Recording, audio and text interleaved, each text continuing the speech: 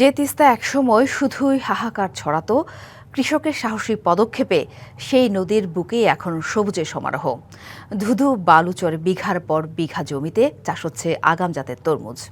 তবে চরের কৃষকদের প্রধান বাধা সেচ সংকট ও পরিবহন।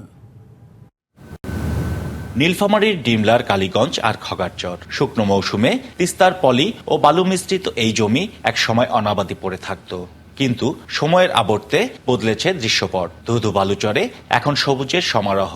অন্তত ৩০০ বিঘা জমিতে চাষ হয়েছে আগাম জাতের তরমুজ। সাধারণত জানুয়ারিতে তরমুজের আবাদ শুরু হলেও এখানকার কৃষক ঝুঁকি নিয়েছিলেন অক্টোবরেই। তবে সাফল্যের এই গল্পের পিছনে আছে বড় সংগ্রাম। তিস্তার পানি না থাকায় কৃষকদের প্রধান বাধা সেচ, ঝুঁকি পোহাতে হয় পরিবহনেও। কোনো সমস্যা হলে আমরা ডিমলা কৃষি অফিসে আমরা যে পরামর্শ নিয়েছি।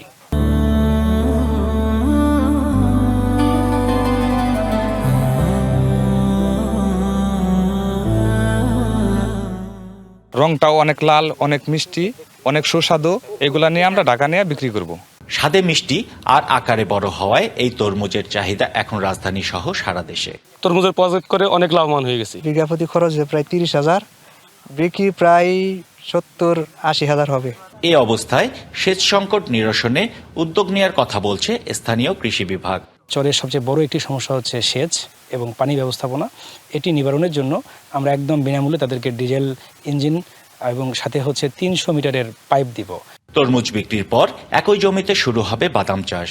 কৃষকরা বলছেন, সেচ সংকট দূর করা গেলে তিস্তার বুক ভরে উঠবে সবুজ ফসলে। ওয়ালি মাহমুদ সুমন, ডিভিসি নিউজ, নীলফামারী।